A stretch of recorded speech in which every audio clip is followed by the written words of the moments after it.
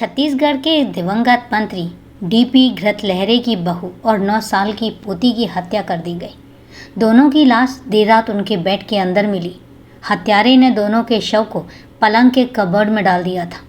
माँ बेटी की हत्या के बाद दोनों की लाश को बाथटब में डाला गया ताकि मालूम पड़ सके कि दोनों मरे हैं या नहीं। क्या था पूरा मामला? क्यों हुई एक मासूम बच्ची और उसकी माँ की हत्या? आइए जानते हैं इस वीडियो में सब कुछ विस्तार से। लेकिन उससे पहले नमस्कार दोस्तों, मैं एडवोकेट आरडी आपका चैनल पर स्वागत करती हूं और उम्मीद करती हूं कि आप सब लोग स्वस्थ होंगे, सुरक्षित होंगे।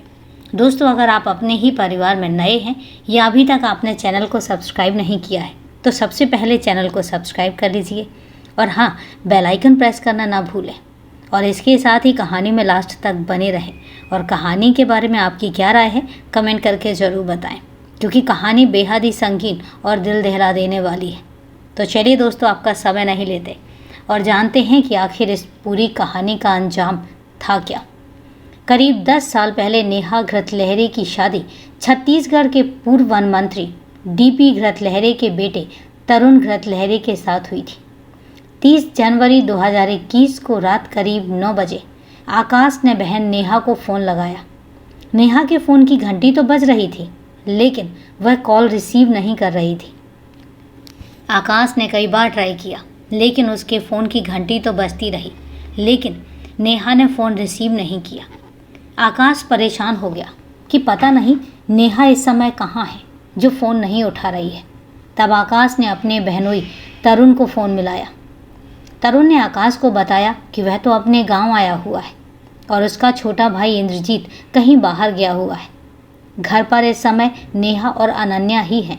9 वर्षीय अनन्या उर्फ पीहू नेहा की बेटी थी। आकाश ने सोचा कि जब नेहा घर पर है तो फ़ोन क्यों नहीं उठा रही है।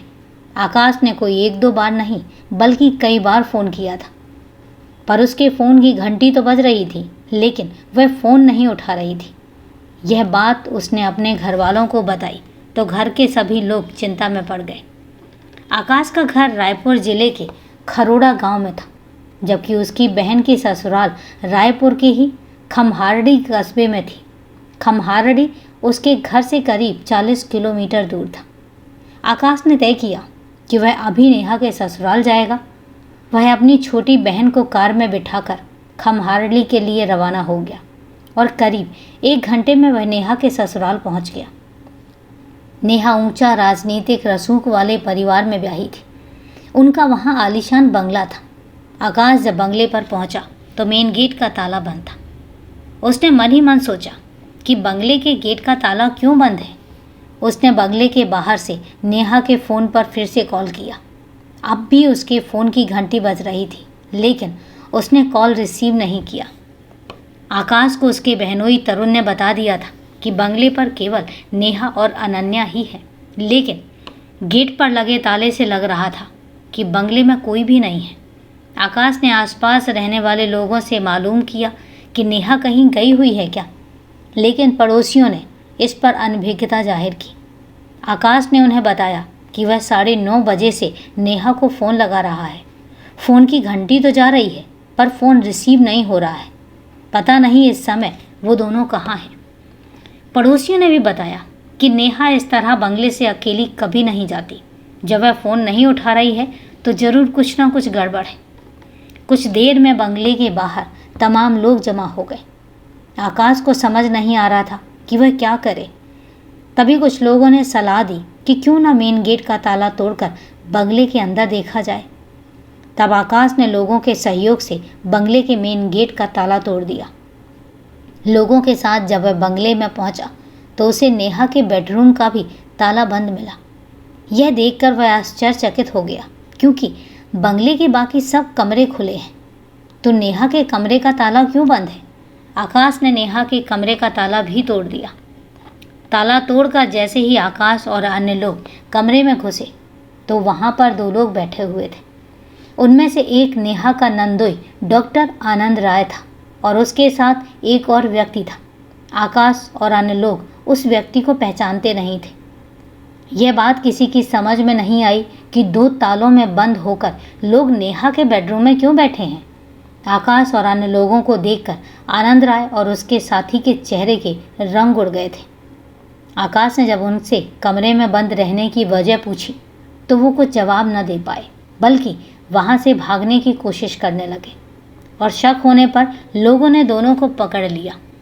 उन्हें शक होने लगा कि जरूर कुछ ना कुछ गड़बड़ तो है। उन्होंने कमरे की तलाशी लेनी शुरू की।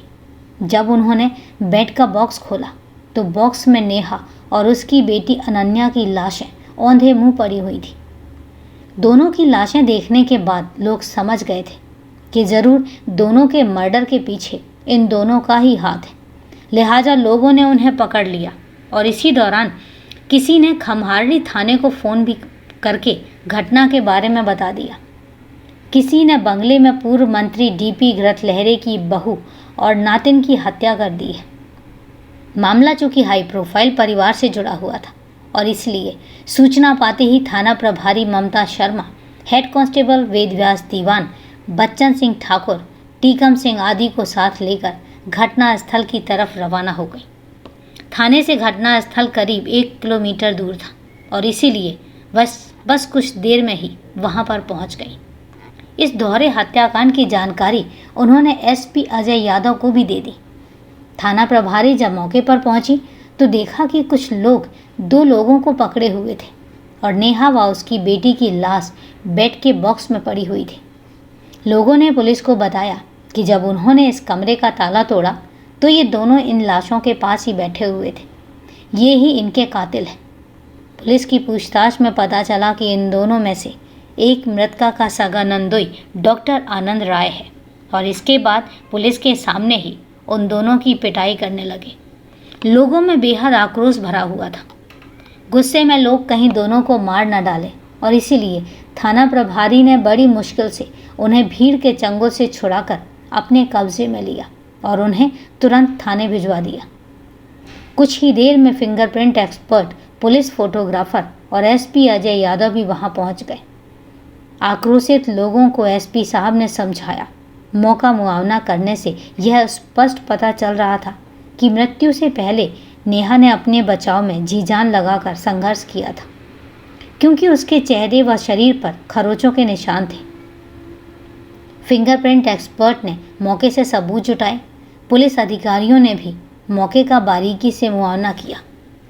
पुलिस अधिकारियों ने वहां मौजूद आकाश से बात की तो उसने बताया कि जब वह यहाँ आया तो बंगले के बाहर वाले गेट पर ताला लगा हुआ था। जब वह ताला तोड़कर अंदर आया तो नेहा के बेडरूम का ताला भी बाहर से बंद था। कमरे का ताला तोड़ा तो कमरे में नेहा का नंदोई डॉक्टर आनंद राय और उसके साथ एक अन्य व्यक्ति बैठा हुआ मिला। उसे शक है कि बहन और भांजे की हत्या में इन दोनों का ही हाथ है। उस समय मृतका नेहा का पति तरुण घर पर नहीं था, इसलिए पुलिस को इस बात का शक भी था कि कहीं पत्नी की हत्या में उसका हाथ तो नहीं है। आकाश इस दोहरे हत्याकांड की जानकारी अपने बहनोई तरुण को फ़ोन द्वारा दे चुका था और वह भी थोड़ी देर में घर आ गया। जब तरुण को पता चला कि नेहा की लाश के पास आनंद राय और एक अन्य व्यक्ति बैठा मिला था तो उसे भी विश्वास हो गया कि उसकी पत्नी और बेटी की हत्या जरूर आनंद राय ने की होगी। यह शक उसने पुलिस के सामने जाहिर भी कर दिया था। तरुण भले ही पत्नी की हत्या का आरोप अपने बहनोई आनंद राय पर लगा रहा था, लेकिन पुलिस की नज़रों में तरुण भी संदिग्ध था और इसीलिए एसपी अजय यादव ने थाना प्रभारी को आदेश दिया कि वह तरुण पर नज़र रखे, कहीं वह फरार ना हो जाए। पूर्व वन मंत्री की बहू और नातिन की हत्या की खबर थोड़ी ही देर में रायपुर शहर में फैल गई। लोग तरुण के बंगले के बाहर पहुंच गए। एहतियात के तौर पर पुलिस ने वहां भारी सुरक्षा व्यवस्था का इंतजाम कर दिया। दोनों लाशों के गले पर पड़े निशानों को देखकर पता लग रहा था कि दोनों की हत्या गला घोंट कर की गई है। हत्या किसने और क्यों की, यह बात तो जांच के बाद ही पता चल सकती थी। मौके की जरूरी कार्रवाई पूरी करके पुलिस ने दोनों लाशें पोस्टमार्टम के लिए अस्पताल भिजवा दी और इसके बाद पुलिस पूछताछ के लिए उन दोनों व्यक्तियों सहित मृतका के पति तरुण को भी अपने साथ थाने लेकर आई। पुलिस ने लोगों के चंगुल से छुड़ाकर जिन 2 लोगों को कस्टडी में लिया था उनमें से एक मृतका का नंदोई डॉक्टर आनंद राय था, जबकि दूसरा युवक आनंद राय का भतीजा दीपक सायतोड़े था। इन दोनों से पुलिस ने नेहा और उसकी बेटी की हत्या के बारे में पूछताछ की तो दोनों खुद को बेकसूर बताते रहे, लेकिन पुलिस की सख्ती के आगे उन्होंने स्वीकार कर लिया कि उन दोनों की हत्या उन्होंने नहीं बल्कि अजय राय ने की है। अजय राय तरुण का दूसरा बहनोई था, आनंद राय का सगा भाई। पेशे से वह इंजीनियर था। पुलिस ने जब उसे तलाशा तो अजय राय अपने घर पर नहीं मिला।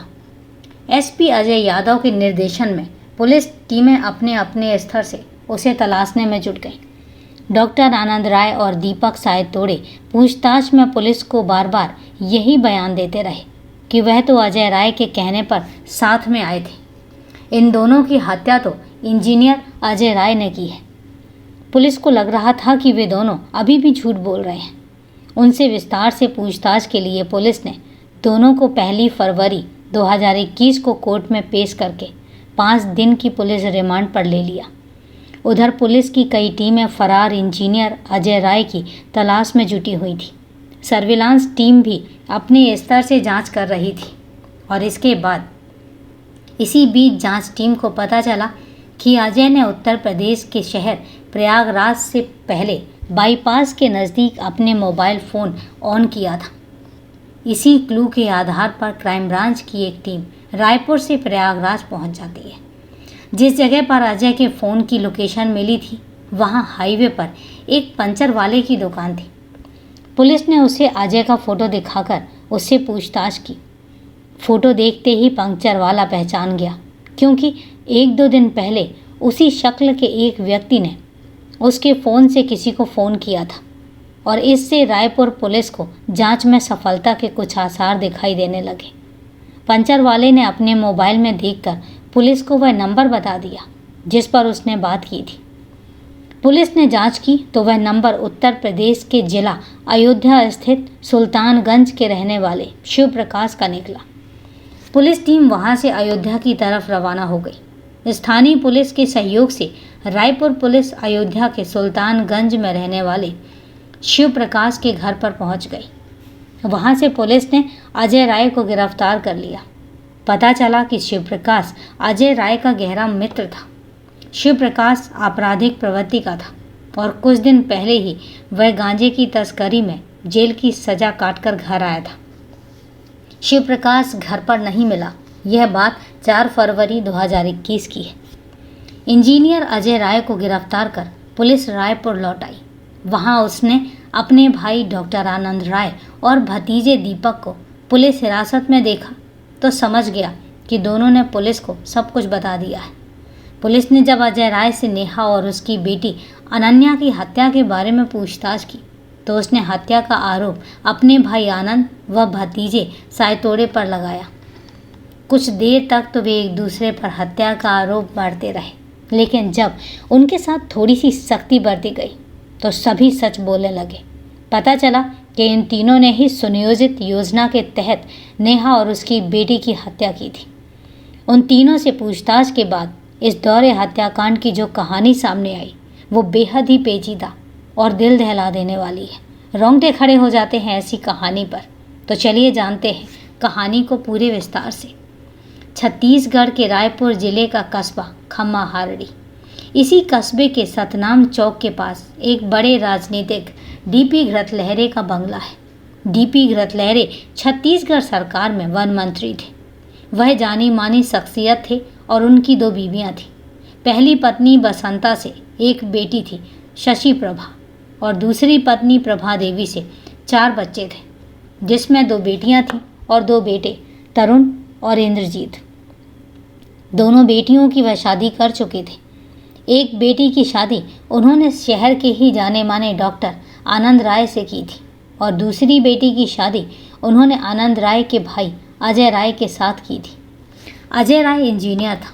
दोनों बेटियां संपन्न परिवार में ब्याही थीं और इसीलिए दोनों खुश भी थीं। बेटा तरुण शादी के योग हुआ तो उन्होंने उसकी शादी जिले के ही खरोड़ा गांव के रहने वाली नेहा से कर दिया। नेहा भी एक संपन्न परिवार से आई थी। उसके पिता जमींदार थे। नेहा उच्च शिक्षित और समझदार थी। ससुराल आते ही उसने घर की सारी जिम्मेदारियां संभाल ली थी। डीपी घृतलहरे के दोनों दामाद उच्च शिक्षित और संपन्न जरूर थे, लेकिन वे लालची प्रवृत्ति के थे।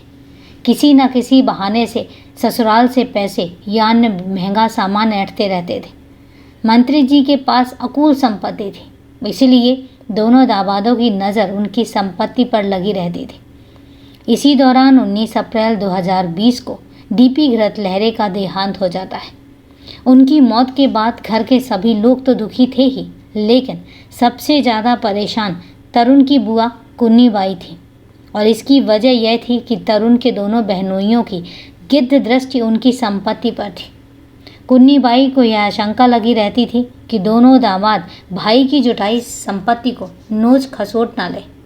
कुन्नी बाई के पास खेती की करीब 17 एकड़ ज़मीन थी और उन्होंने इस संपत्ति का मुख्तियार तरुण को बना रखा था। तरुण की पत्नी नेहा अपनी दोनों नंदों और नंदोइयों की बहुत सेवा करती थी। जितना उससे बन पड़ता वह उन्हें गिफ्ट आदि भी दिया करती थी, लेकिन वो लोग उसके द्वारा दिए गए सामान से कभी खुश नहीं होते थे। डॉक्टर आनंद राय और इंजीनियर अजय राय इसकी चर्चा अक्सर अपनी पत्नियों से करते थे। दोनों उलाहना देते हुए कहा करते थे कि तुम्हारे पिता के घर में इतना सब कुछ होने के बावजूद तुम्हारे भाई और भाभी हम लोगों के बारे में तनिक भी नहीं सोचते हैं।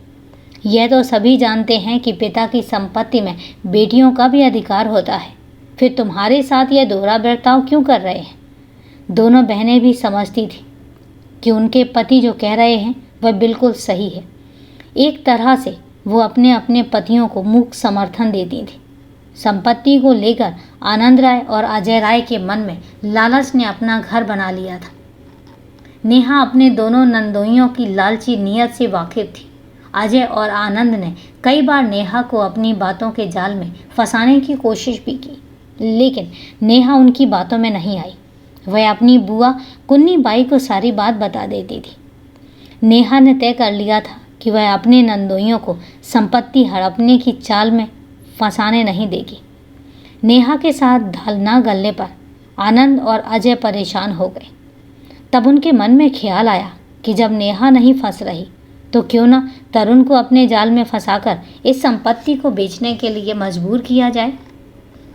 तरुण अपने दोनों बहनोइयों की चाल में फंस गया।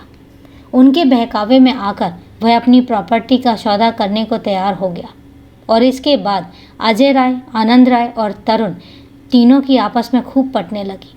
तो नेहा समझ चुकी थी कि उन्होंने तरुण को अपने जाल में फंसा लिया है, लिहाजा वह उन पर नज़र रखने लगी। एक दिन कमरे में बैठे तीनों जब संपत्ति को बेचने के बारे में बातें कर रहे थे, तब नेहा पर्दे की ओट में उनकी बातें सुन रही थी। नेहा को लगा कि यदि अब वह खामोश रही तो सारी संपत्ति हाथ से निकल जाएगी। वह उसी समय दरवाजे की ओर से निकलकर ड्राइंग रूम में पहुंच गई। उन तीनों के सामने अचानक नेहा के पहुंचते ही ड्राइंग रूम में लगभग सन्नाटा सा छा गया।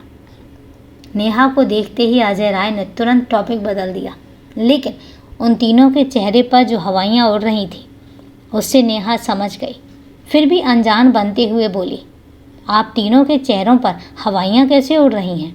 आजकल तरुण से आप लोगों की कुछ ज़्यादा ही नहीं पट रही है, आखिर इसकी वजह क्या है? आनंद राय बोला, ऐसी कोई बात नहीं है। दरअसल काफ़ी दिनों बाद साले साहब से रूबरू हुए तो घुल मिलकर बातें करने लगे। नेहा ने कहा, लेकिन मुझे तो बात कुछ और ही नज़र आ रही है। मेरे आने से पहले तो आप लोग प्रॉपर्टी बेचने के बारे में कुछ बातें कर रहे थे। यदि मेरी बात गलत हो तो आप लोग बता दीजिए। नेहा की बात सुनकर तीनों समझ गए कि उसे पूरी बात पता चल गई है, इसलिए वह हक्के बक्के होकर एक दूसरे की तरफ देखने लगे। तभी अजय बोला, दरअसल नेहा, जब तुम पूछ ही रही हो तो बता देता हूँ कि हमें बड़ी मुश्किल से इस बंगले का खरीदार मिला है, जो बंगले की अच्छी कीमत देने को तैयार भी है। बार बार हमें ऐसा मौका नहीं मिलेगा। समझदारी इसी में है कि हम इसे बेच दें। हम लोग सोच रहे हैं कि इस बंगले को बेचकर जो रकम मिलेगी उससे हम ज़मीन खरीद कर उस पर आलीशान फ्लैट्स बनाकर उन्हें बेचेंगे और इससे हमें करोड़ों रुपए का फ़ायदा होगा।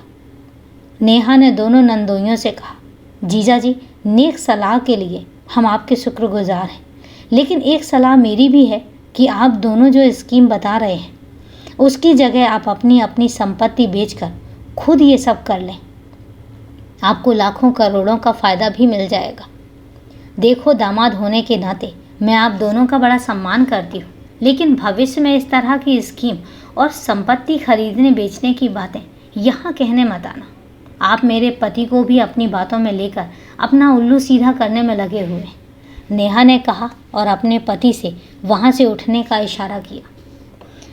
नेहा की बात सुनकर आनंद राय और अजय के चेहरे सुर्ख हो गए। इससे उन्हें अपने अपमान महसूस हुए और उस समय रात हो चुकी थी। उन्होंने दीवार घड़ी को देखा, फिर दोनों भाई बंगले से बाहर निकल गए। तरुण या नेहा ने उन दोनों को रोकने की कोई कोशिश भी नहीं की। घर पहुंचकर दोनों भाइयों ने इसकी शिकायत अपनी अपनी पत्नियों से की तो उनकी भाभी नेहा ने किस तरह से उनका अनादर किया है। दोनों बहनों ने जब इसकी शिकायत नेहा भाभी से की, जवाब में नेहा ने नंदों को पूरी बात बता दी।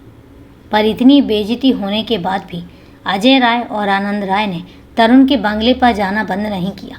संपत्ति का विवाद दिन प्रतिदिन बढ़ता गया। लालच में अंधे होकर वे अपमान की गठरी सिर पर लिए हुए घूम रहे थे। जब बात नहीं बनी तो दोनों भाइयों ने एक दिन यहाँ तक कह दिया कि पिता की संपत्ति में बेटियों का भी हक होता है। इस पर नेहा बोली, मैं कब मना कर रही हूँ कि संपत्ति पर बेटियों का हक नहीं होता, लेकिन जो संपत्ति ससुर की है वह उसी में अपना हिस्सा ले सकती हैं। पर तुम तो सास और बुआ की संपत्ति पर अपनी नज़रें गड़ाए बैठे हो। यह बात तो सरासर गलत है ना। ऐसा मैं हरगिज़ नहीं होने दूंगी। बताओ, कानून की कौन सी किताब में यह बात लिखी है कि बुआ की संपत्ति पर दामादों का भी हिस्सा होता है।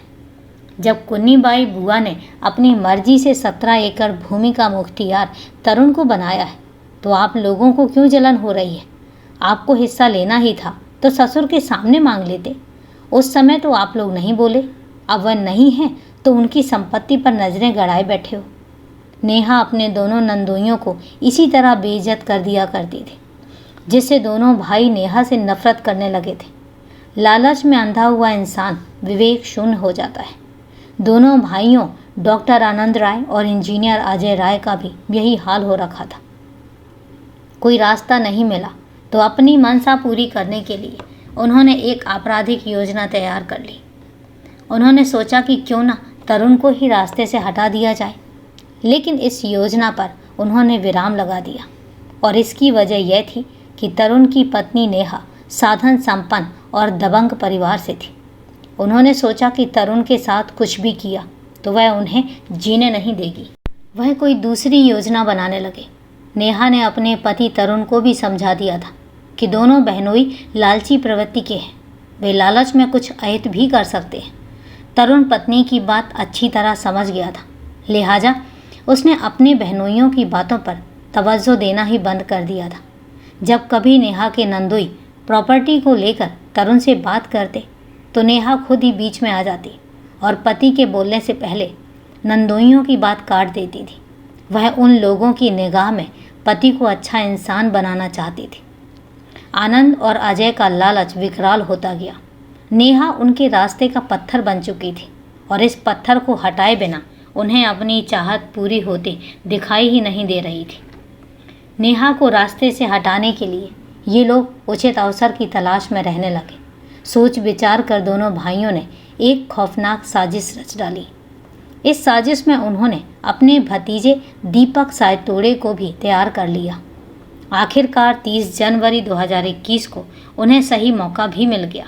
इसके लिए उन्होंने कुछ दिनों तक रेकी भी की थी। जब उन लोगों को पता चला कि तरुण अपने गांव गया हुआ है और उसका छोटा भाई इंद्रजीत भी घर पर नहीं है, तो मौका पाकर आनंद और अजय दीपक को लेकर खम्हारड़ी स्थित उनके बंगले में पहुंच गए। उस समय रात के करीब 9:30 बज रहे थे। तीनों बेरोक टोक बंगले के मुख्य दरवाजे तक पहुंचे। उस वक्त नेहा अपनी 9 साल की बेटी अनन्या उर्फ पीहू के साथ खेल रही थी। घंटी बजी तो अनन्या बोली, देखो मम्मी, लगता है कि पापा आ गए। नेहा दरवाज़ा खोलने के लिए चली, तभी दोबारा घंटी बजी तो नेहा बोली, रुको, आ रही हूँ। नेहा ने जैसे ही दरवाज़ा खोला तो दोनों बहनोइयों और एक अपरिचित व्यक्ति को सामने खड़े हुए पाया। उन्हें देखते ही वह बोली, इस वक्त खैरियत तो है सब? आनंद बोला, हाँ सब ठीक है। क्या हमें अंदर आने को नहीं कहोगी? नेहा एक तरफ होती हुई बोली, आइए आइए। तीनों को वह ड्राइंग रूम में ले गई। तीनों सोफे पर बैठ गए और कुछ देर वह उनसे औपचारिक बातें करती रही। फिर उन लोगों ने बातचीत का रुख संपत्ति और रुपयों की ओर मोड़ दिया। नेहा ने उस वक्त संयम से काम लिया, लेकिन वे तीनों योजना के तहत उससे झगड़ा करने लगे। नेहा गुस्से में ड्राइंग रूम से उठकर अपने बेडरूम में चली गई और उसके पीछे पीछे अजय राय, आनंद राय और दीपक भी पहुंच गए। उन तीनों को अपने पीछे आया देखकर नेहा बोली, मैं इस समय आप लोगों से कोई बात नहीं करना चाहती। इसके बारे में जो भी कहना है तरुण से कहना। तभी अजय दांत पीसते हुए बोला, वह हमारी सुनता कहाँ है, तो मैं क्या करूं? मेहरबानी करके आप लोग यहाँ से चले जाइए। यह सुनकर उन तीनों ने आंखों ही आंखों में एक दूसरे को इशारा किया और तभी दीपक ने पास बैठी अनन्या को उठा लिया और जूते का फीता निकालकर उसके गले में कसने लगा। बेटी की जान बचाने के लिए नेहा उनसे भिड़ गई और यह देखकर अजय आनंद ने नेहा को काबू में करने का प्रयास किया। उनके बीच 15 मिनट तक हाथापाई होती रही। मौका पाकर आनंद ने नेहा के पैर जकड़ लिए और अजय ने अपने दोनों हाथों से नेहा का गला घोंट दिया और कुछ ही देर में उसकी मौत हो गई। उधर दीपक ने अनन्या के गले को जूतों के फीते से कस दिया। बच्ची की भी मौत हो चुकी थी। दीपक ने अपनी संतुष्टि के लिए उसी फीते से एक बार फिर नेहा के गले को जोर से कसा। वो लोग पूरी तसल्ली चाहते थे कि उन दोनों में से कोई भी जिंदा नहीं रहना चाहिए। इसकी पुष्टि के लिए उन्होंने दोनों लाशों को उठाकर बाथरूम के टब में डालकर देखा कि नाक या मुंह के पानी के बुलबुले तो नहीं निकल रहे हैं। 5 मिनट तक पानी में कोई बुलबुला नहीं उठा तो उन्हें संतुष्टि हो चुकी थी कि दोनों की मौत हो चुकी है और इसके बाद तीनों ने चैन की सांस ली। फिर वे लाशों को उठाकर नेहा के बेडरूम में लेकर गए और दोनों लाशें औंधे मुंह दीवान के बॉक्स में डाल दी और इसके बाद तीनों ने सलाह की कि इन्हें ठिकाने कैसे लगाया जाए। कुछ देर विचार करने के बाद उन्होंने तय किया कि दोनों लाशों को मंदिर हसौद नया रायपुर के सुनसान इलाके में ले जाकर ठिकाने लगा दिया जाएगा। अजय राय यह कहता हुआ वहाँ से अपनी कार में चला गया कि वह उपयुक्त जगह ढूंढ कर आता है, तब तक रात भी गहरा जाएगी। वह नेहा के बेडरूम और बंगले का ताला बंद करके चला गया। आनंद राय और दीपक दोनों ताले में बंद लाशों के पास ही बैठे हुए थे। उधर नेहा के भाई आकाश ने नेहा को फ़ोन किया तो नेहा के फ़ोन की घंटी तो बजती रही, लेकिन वह फ़ोन नहीं उठा रही थी। कई बार कॉल करने के बाद भी जब नेहा ने फ़ोन नहीं उठाया तो वह अपनी छोटी बहन को साथ लेकर कार से रात करीब 11:30 बजे नेहा के बंगले पर पहुंच गया। दोनों लाशों को ठिकाने लगाने के लिए अजय राय भी एक सुनसान जगह देखकर लौट आया था। जब वह बंगले के पास पहुंचा तो उसे वहां पर भीड़ दिखाई दी। उसका माथा ठनका और उसे समझते देर नहीं लगी कि बंगले के बाहर लोगों का हुजूम क्यों लगा हुआ है। उस समय उसकी कार बंगले से करीब आधा फरलांग दूर ही थी। माजरा समझते ही उसने यू टर्न लिया और वहां से निकल गया। वह समझ गया था कि हत्या का मामला खुल चुका है और पुलिस उस तक पहुंच जाएगी। ऐसे में उसने शहर से बाहर भागने में ही अपनी भलाई समझी। वह कार से भंडारपुरी, कसडोल, विलाईगढ़ होता हुआ बिलासपुर बस स्टैंड पहुंचा। उसने अपनी कार लॉक करके एक जगह पर छोड़ दी और फिर बस से प्रयागराज के लिए निकल गया। प्रयागराज में वह अपने एक परिचित के यहाँ पर रुका। कुछ दिन प्रयागराज में रुकने के बाद वह अयोध्या चला गया। अयोध्या में उसका एक दोस्त शिव प्रसाद रहता था। वह आपराधिक प्रवृत्ति का था। अयोध्या जाने से पहले उसने प्रयागराज हाईवे पर पहुंचकर शिव प्रकाश से फ़ोन पर बात करनी चाहिए और इसके लिए उसने अपना मोबाइल फ़ोन ऑन किया। तभी उसे ध्यान आया कि अगर उसने अपने मोबाइल से बात की तो वह पुलिस की पकड़ में आ जाएगा। इसलिए उसने वहां मौजूद एक पंचर बनाने वाले से बात की। अजय ने उससे कहा कि उसका मोबाइल ख़राब हो गया है और उसे किसी से अर्जेंट बात करनी है। यदि वह अपने फ़ोन से उसकी बात करा दे तो मेहरबानी होगी, बदले में वह 100 रुपये भी देगा। पंचर वाला तैयार हो गया और उसने अपना मोबाइल अजय को दे दिया। अजय ने उसके मोबाइल से अपने दोस्त शिवप्रकाश से बात की और वह शिवप्रकाश का नंबर डिलीट करना भूल गया था। इसके बाद अजय अयोध्या में अपने दोस्त शिवप्रकाश के यहाँ चला गया और वहीं पर रहने लगा, लेकिन वह वहाँ भी सुरक्षित नहीं रह सका और रायपुर पुलिस के चंगुल में फंस गया। पुलिस उसे अयोध्या लेकर गिरफ्तार करके लेकर आई। पुलिस ने बिलासपुर बस स्टैंड से उसकी कार भी बरामद कर ली। तीनों अभियुक्त पुलिस की गिरफ्त में आ चुके थे। पुलिस ने तीनों को 5 फरवरी 2021 को कोर्ट में पेश करके 10 दिन की पुलिस रिमांड मांगी और पुलिस के अनुरोध पर कोर्ट ने तीनों अपराधियों को 15 फरवरी 2021 तक पुलिस की रिमांड पर सौंप दिया। रिमांड अवधि में विस्तृत पूछताछ के बाद पुलिस ने तीनों को अदालत में पेश किया और जहां से उन्हें जेल भेज दिया गया। आज कहानी थोड़ी लंबी ज़रूर है, इसलिए आज कोई कमेंट नहीं पढ़ूंगी और इसके लिए मैं तहे दिल से माफ़ी भी चाहती हूँ। तो चलिए दोस्तों, मैंने पहले ही कहा था कि कहानी बेहद ही दिल दहला देने वाली है। किस तरीके से प्रॉपर्टी में आकर अपने ही अपनों की हत्या कर देते हैं और इस तरीके से एक बसा बसाया घर उजड़ गया। तो दोस्तों, कहानी को लास्ट तक सुनने के लिए आपका तहे दिल से धन्यवाद। कल फिर मिलते हैं क्राइम की एक सच्ची कहानी के साथ। तब तक के लिए सेफ रहें, सुरक्षित रहें और अपना ध्यान रखें। जय हिंद दोस्तों, जय भारत।